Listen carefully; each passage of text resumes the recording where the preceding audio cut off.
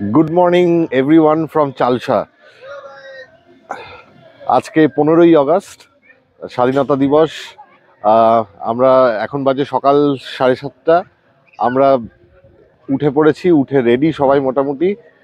Breakfast কিন্তু এখানে complimentary, কিন্তু ব্রেকফাস্টটা হতে একটু টাইম লাগবে। তো আমরা এখন ঠিক করেছি আমরা একটু নদীর পাড়ে যাব। এখানে কাছেই নদী আছে। নদীর পাড়ে গিয়ে ওখানে জায়গাটা একটু ঘুরে দেখে তারপর ফিরে এসে 9:30 নাগাদ আমরা ব্রেকফাস্ট করব। ব্রেকফাস্ট করার পরে তারপরে আমরা বেরোবো। বেরিয়ে হয়তো জয়ন্তী যাব, সেটা আমরা এখনো ডিসাইড করিনি কোথায় যাব। গাড়ি নিয়ে বেরিয়ে পড়বো, তারপর যেদিকে দু চোখ যায়। নর্থ বেঙ্গল এতটাই সুন্দর, আপনি যেখানেই যাবেন সেখানেই ভালো লাগবে। আর ওয়েদার কালকেও যেরকম সুন্দর ছিল এখন অবধি আজকে সেরকমই সুন্দর। একদম নীল আকাশ, চারদিক সবুজ। আর এটা আমাদের জাস্ট রিসোর্টের বাইরেটা। তো বাকিরা সবাই রেডি হচ্ছে, আমরা গাড়ি নিয়েই যাব নদীর পাড়ে। আর কালকে আমরা আসার পরে অ্যাকচুয়ালি লাঞ্চ করে একটু জাস্ট ঘুমিয়ে পড়েছিলাম। সবাই টায়ার্ড ছিল, প্রায় 15 আওয়ার্স ড্রাইভ। তো তারপরে আমরা আর সন্ধেবেলার কোথাও যাইনি, এখানেই ছিলাম। তাই আর নিজেদের মধ্যে আড্ডা, গল্প, গান বাজনা এইসব করেই কাটলো। এখানে একটা জিনিস বলে রাখি, আমাদের যে আমি কালকে বলেছিলাম আমাদের রুম রেন্ট হচ্ছে একটা 2500, একটা 1700। কিন্তু ওরা অ্যাকচুয়ালি দুদিনের আমাদের প্যাকেজ করে দিয়েছে 8000 টাকায়। যেটা সাংঘাতিক সস্তা, এবং রুমস, খাওয়া দাওয়া, সার্ভিস সমস্ত কিছু অত্যন্ত রকম ভালো। খুবই সুলভে এখানে থাকা যায়, এবং with all amenities, AC rooms, খুব পরিষ্কার পরিচ্ছন্ন প্রপার্টি, সুইমিং পুল রয়েছে, খেলার মাঠ রয়েছে যদি বাচ্চারা খেলতে চায়। তো সব মিলিয়ে কিন্তু দারুণ একটা প্যাকেজ। তো আপনারা যদি এখানে আসতে চান, আমি ডেসক্রিপশানে লিঙ্ক দিয়ে দেবো, সেখান থেকে আপনারা বুক করতে পারেন। দুদিনের জন্য মন্দ লাগবে না।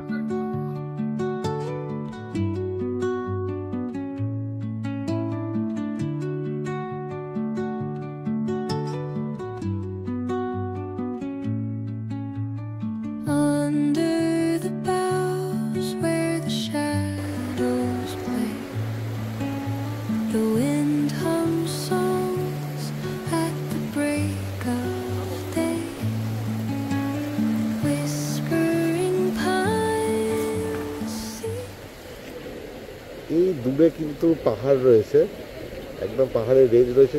হয়তো ক্যামেরাতে অতটা বোঝা যাচ্ছে না কারণ মেঘ রয়েছে ওদিকটাতে, কিন্তু অসাধারণ সুন্দর একটা জায়গা। মূর্তি নদী চালসা থেকে প্রায় 4 কিলোমিটার দূরে অবস্থিত। আপনি মূর্তিতেও থাকতে পারেন, প্রচুর অপশনস আছে, অথবা চালসাতে থেকে সেখান থেকে মূর্তি নদীর কাছে চলে আসতে পারেন। তবে সকালের দিকে মূর্তি নদী এলে মন ভালো করা যে গ্যারান্টেড এ কথা বলে দিতে হবে না, আশা করি দেখেই বুঝতে পারছেন।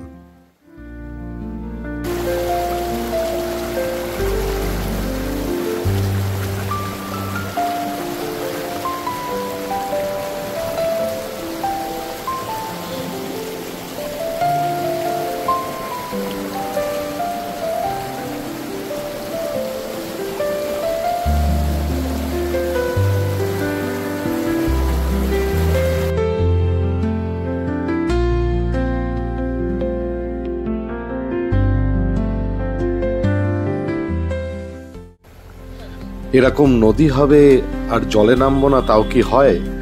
তাই সবাই মিলে হই হই করে নেমে পড়া হলো মূর্তি নদীতে। চললো দেদার স্নান, ফুর্তি, আড্ডা এবং অবশ্যই রিল বানানো।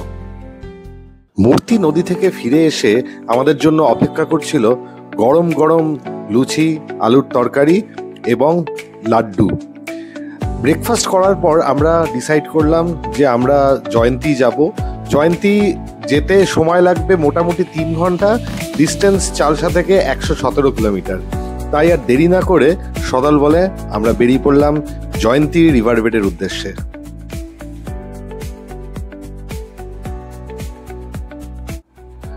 চালসা থেকে জয়ন্তী যাওয়ার রাস্তার সৌন্দর্য সত্যিই অনন্য। চারিদিকে চা বাগান, পাহাড়, বন আর ঝর্ণার মিশেলে এই পথ যেন প্রকৃতির আঁকিবুকি। চালসা থেকে লাটাগুড়ি, মাদারিহাট, আলিপুরদুয়ার হয়ে যখন বক্সা পাহাড়ের দিকে রাস্তা বাঁক নিল, তখন দেখলাম দৃশ্য কিছুটা পাল্টে গেছে। এদিকটায় শাল আর সেগুনের ঘন জঙ্গল, কপাল ভালো থাকলে মাঝে মাঝে হাতি, হরিণ কিংবা ময়ূরের দেখাও পাওয়া যায় এখানে। রাস্তার দুপাশের জঙ্গলের ঘন অন্ধকার আর দূরে পাহাড়ের কোলে যেন রূপকথার মতো পরিবেশ তৈরি হয়।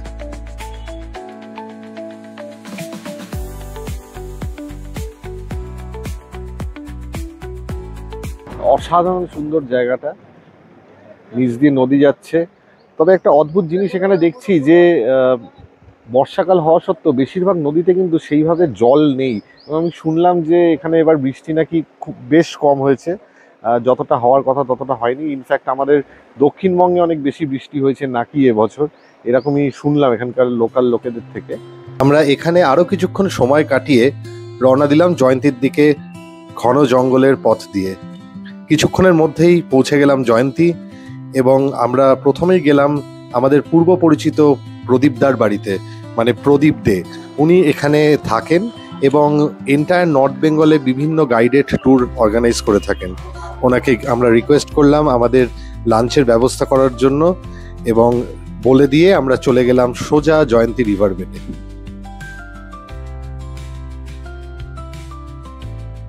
আমরা কিন্তু পৌঁছে গেছি জয়ন্তী নদীর, মানে যাকে বলে জয়ন্তী রিভার বেড, যেটা এই সামনে জয়ন্তী নদী, ওপারে ভুটান। আমি জয়ন্তী আগেও এসেছি, অনেক আগে 2011, তারপরে এই 2025-এ আবার এলাম। জয়ন্তী একই রকম সুন্দর রয়েছে এবং এবারও এসে একই রকম ভালো লাগছে যেরকম আগের বার লেগেছিল। এই সামনের পাহাড়গুলো কিন্তু সব ভুটানের পাহাড়, এবং এখান থেকে একটা ট্রেক হয়, ছোট মহাকাল ট্রেক, যেটা এই দিক দিয়ে যেতে হয়। আমরা আগের বার গেছিলাম, সেটা এবার আর করার সময় হবে না, কারণ আমরা রাতে চালসাতেই ফিরবো। আমাদের ওখানে 2 দিনের টোটাল হোটেল বুকিং রয়েছে।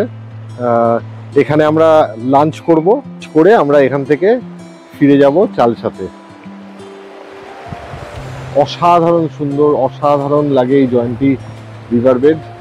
এখানে অনেক হোমস্টে আছে, তবে আজকে আমাদের আসতে একটু বেগ পেতে হয়েছে, কারণ 15ই আগস্ট কোনো গাড়ি যে ফরেস্ট চেকপোস্টের যে গেট আছে সেইখান থেকে অ্যালাউ করছিল না। তো অনেক রিকোয়েস্ট করে আমরা আসতে পেরেছি এখানে আর কি, কিন্তু আজকে সচরাচর কোনো গাড়ি এখানে অ্যালাউ করছে না অ্যাকচুয়ালি। বসে আছি বেশ অনেকক্ষণ হলো জয়ন্তী নদীর পাশে একদম। এরকম জায়গায় এলে না মনে হয় চুপচাপ বসে থাকি, কথা বলতে খুব একটা ইচ্ছে করে না। আমরা যারা কলকাতায় থাকি বা শহরে থাকি, প্রকৃতিকে তো সেইভাবে খুব একটা পাওয়া যায় না। তো উত্তরবঙ্গ আপামর কলকাতাবাসী এবং অনেকের কাছেই খুবই প্রিয় একটা জায়গা। আমার তার মধ্যে উত্তরবঙ্গের মধ্যে সব থেকে প্রিয় হচ্ছে জয়ন্তী। এরকম একটা জায়গায় বসে থাকতে মানে বোঝানো খুব মুশকিল, it's very difficult to express in words এই এক্স্যাক্ট ফিলিংটা। এবং অসাধারণ, মানে অনেক বছর পরে এলাম এই নদী, এই রিভার বেড, এই পাহাড়, সবুজ নীল আকাশ, সাদা মেঘ, এগুলো কোনো দাম দিয়ে কেনা যায় না।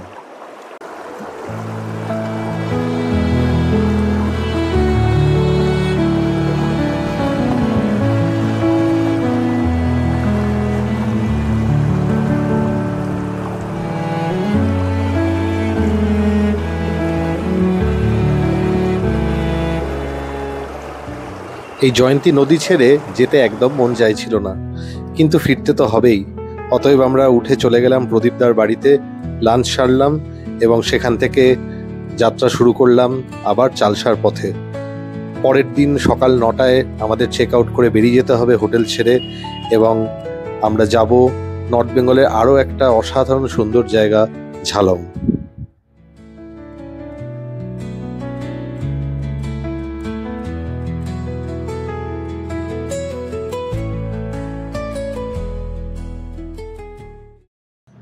পরদিন সকালে আমরা আমাদের প্ল্যান মাফিক চেক আউট করলাম হোটেল থেকে সকাল 9:30 নাগাদ এবং রওনা দিলাম ঝালংয়ের উদ্দেশ্যে।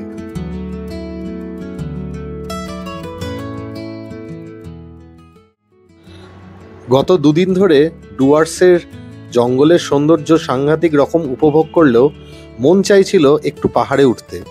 সেই কারণেই ঝালং যাওয়ার ডিসিশন। কারণ ঝালংয়ের অল্টিটিউড সি লেভেল থেকে প্রায় 2500 ফিট। ঝালং চালসা থেকে 48 কিলোমিটার দূরে অবস্থিত, যেতে সময় লাগা উচিত 1 থেকে 1.5 ঘন্টা ম্যাক্সিমাম। এই ঝালং দিয়ে বয়ে গেছে জলঢাকা নদী। এই জলঢাকা নদীর এক পারে ইন্ডিয়া এবং অন্য পারে ভুটান। আমরা জঙ্গলের সবুজ উপভোগ করতে করতে এগিয়ে চললাম ঝালংয়ের পথে।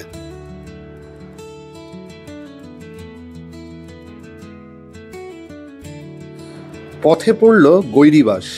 এই গৈরিবাসের ভিউ পয়েন্টে দাঁড়ালেই উল্টো দিকে দেখা যায় ভুটানের পাহাড় এবং নিচ দিয়ে বয়ে চলা জলঢাকা নদী।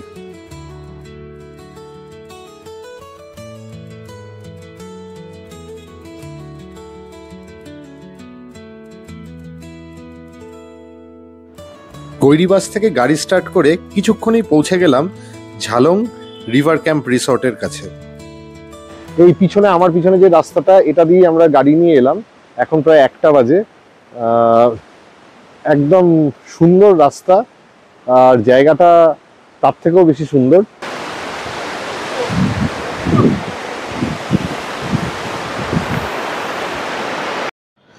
যারা ঝালংয়ে এসে থাকতে চান তারা WPFDCর সাইটে গিয়ে ঝালং রিভার ক্যাম্প বুক করতে পারেন। ভাড়া পড়ে অ্যাপ্রক্সিমেটলি 3000 টাকার আশেপাশে।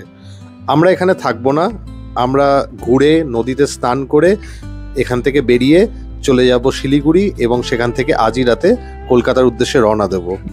তাই আমাদের বুক করার কোনো ব্যাপার ছিল না।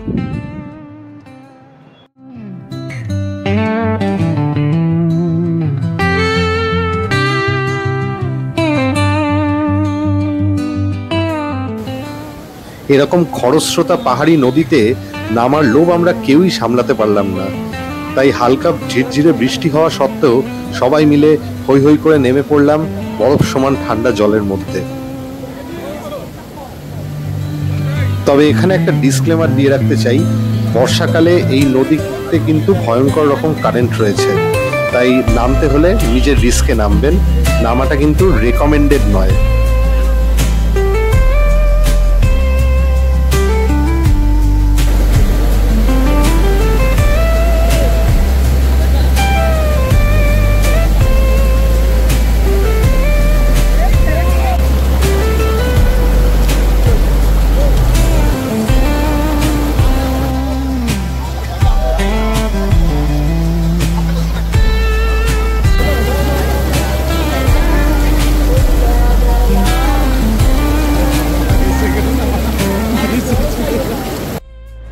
নদীতে প্রায় ঘন্টা 2 বৃষ্টির মধ্যে চুটিয়ে স্নান করার পরে সবার পেয়েছিল প্রচন্ড খিদে। তাই আমরা নদী থেকে উঠে গাড়ি নিয়ে সোজা চলে গেলাম ঝালং বাজারে এবং সেখানকার ডাউনটাউন রেস্টুরেন্টে ঢুকে মোমো এবং থুকপা সহযোগে একটা অসাধারণ লাঞ্চ এনজয় করলাম।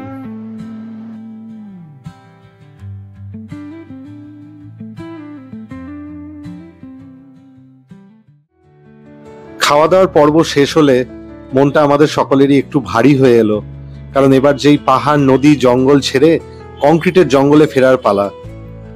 ফিরতে কি আর ইচ্ছে হয়, কিন্তু ফিরতে যে হবেই। তবে বর্ষায় ডুয়ার্সের এই অপরূপ সৌন্দর্য মনের মণিকোঠায় যে অনেক দিন অবধি থেকে যাবে এ ব্যাপারে কোনো সন্দেহ নেই। কেমন লাগলো আমাদের ডুয়ার্সের এই 2টি এপিসোড প্লিজ কমেন্ট করে জানান। আর ভালো লাগলে অবশ্যই লাইক, শেয়ার এবং সাবস্ক্রাইব করে দিন চ্যানেলটিকে। খুব শীঘ্রই দেখা হবে আবার নতুন কোনো গল্প নিয়ে, নতুন কোনো যাত্রাপথে। ভালো থাকুন, ভালো রাখুন এবং মন থেকে জানাই আপনাদের সকলকে থ্যাংক ইউ।